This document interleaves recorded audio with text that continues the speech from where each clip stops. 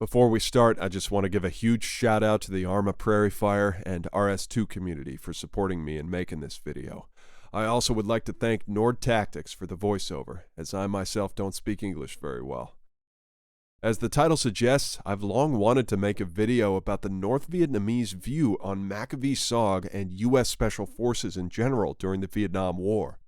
Sure, you can easily find countless articles, videos, and even interviews from SOG veterans about their tactics and overall effectiveness. But do you ever wonder what the North Vietnamese thought of them? If you do, this video is for you. The primary info I'm going to show in this video is from two books, Objective and Plan of U.S./ARVN Commandos, printed in 1971, and Diary of Dr. Cao Dai, the director of NVA V211 Hospital in Central Highlands from 1966 to 1973. From the documents, the NVA had a decent respect for members of the U.S. Special Forces. They were described as highly educated, healthy men that were also anti-communist diehards. However, to denounce the U.S., the NVA also depicted them as former thugs and bandits, even going so far as to mention Captain Larry Torney, who they stressed was a former member of the SS.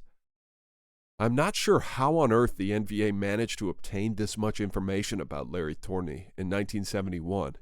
It could be that they had an undercover agent among his team, or that they had found his crash site and retrieved his dog tag. We may never know. In terms of training, the NVA expected MACV-SOG members to be the best of the best. This is further reinforced by a confession from an unidentified POW, who gave them an idea of what the average U.S. soldier needed to go through to become a Green Beret. I was selected for SF training at the end of 1963. First, they took me to Fort Benning in Georgia for airborne school. I was issued boots and jumpsuits. In the morning, I had to get up at 5 o'clock to do PT and run for about 5 kilometers. The few weeks there were rough. During the day, I was instructed how to paradrop. The initial phase was doing practice jumps from towers. Only after 2 weeks did I get to jump from planes.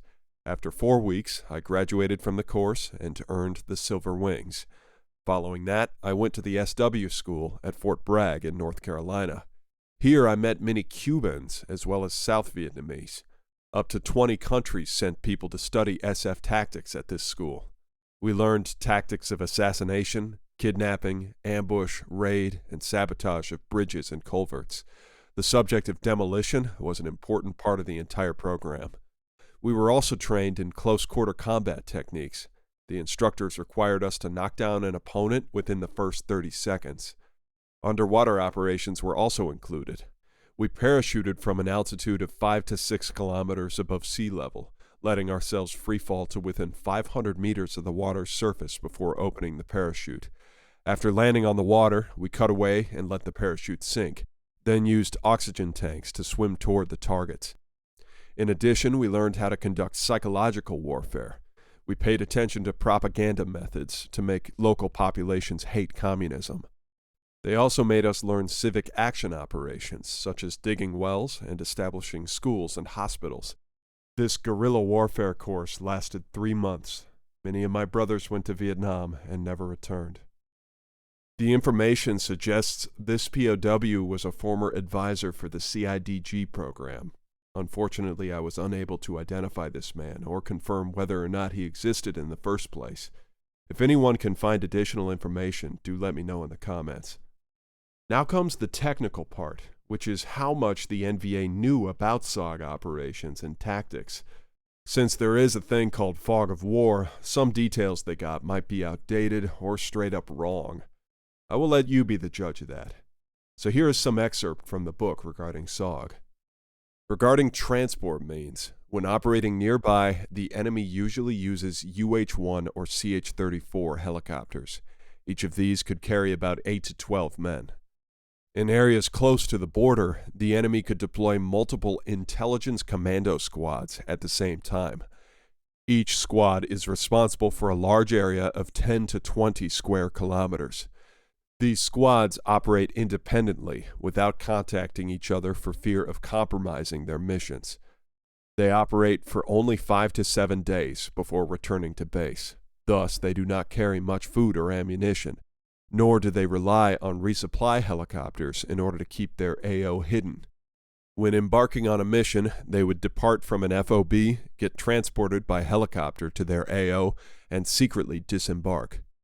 To maintain secrecy, helicopters might travel alone without escorts, though armed escorts were used at times, weaving through mountain passes to drop commandos in dense, remote areas so that we would have difficulty detecting them.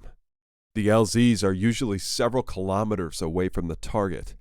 After landing, enemy commandos would quickly move away from the LZ and travel through the forest to the designated target area. Once there, they will set up camouflaged observation and listening posts to monitor our activities. Each member may have his own reconnaissance equipment. One uses his binoculars, another employs audio recorders or infrared scope, and one uses radio to intercept our comm.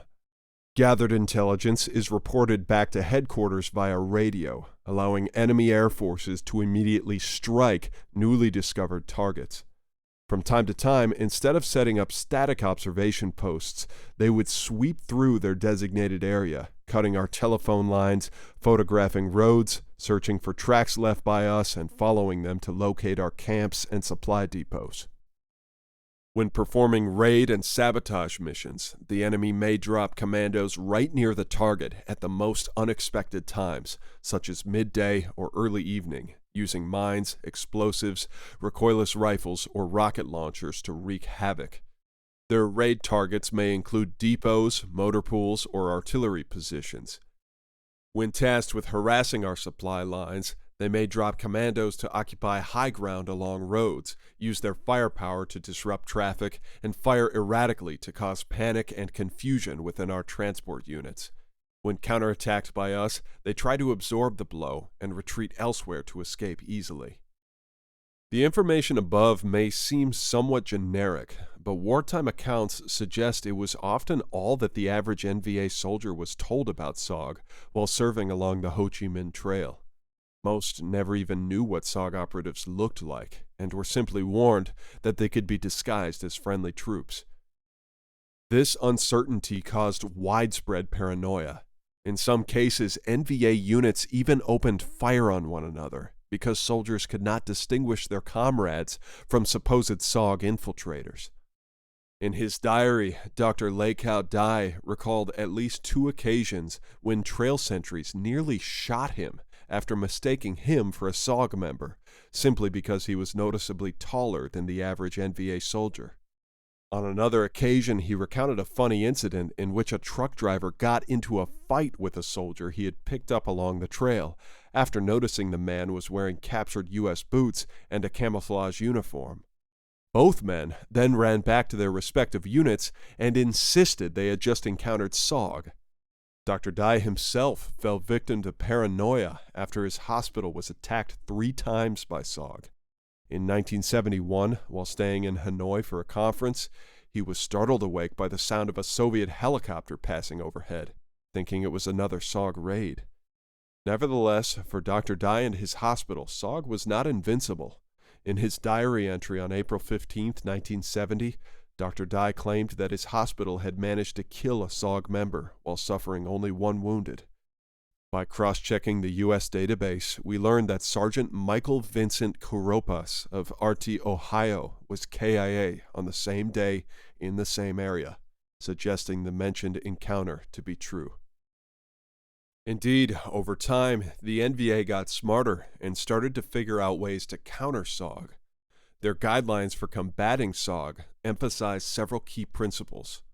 Set up a wide reconnaissance network, mobilize the entire population to participate in fighting the enemy, and conduct reconnaissance operations to quickly detect suspicious tracks, promptly deploy surveillance, and hunt them down.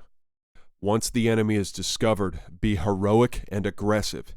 Even a single individual or a small team should attack using whatever weapons available, without waiting for orders from higher authorities or reinforcement, in order to seize the opportunity to destroy the enemy.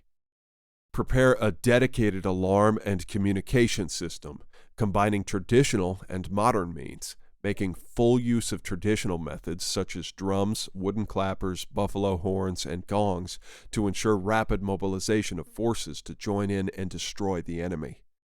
When engaging the enemy, concentrate firepower on their exfil vehicles to strip away all hope of extraction and force them to surrender their weapons. With all this evidence, it's safe to assume MACV-SOG was a force to be reckoned with, and the NVA needed to take drastic measures in order to fight them. I hope this video answers all your questions. If you like the video, leave a like. If you don't, a dislike. Consider subscribing for future content and check out my X account for random Vietnam War facts. I am Factor Farb, and I'll see you in the next one.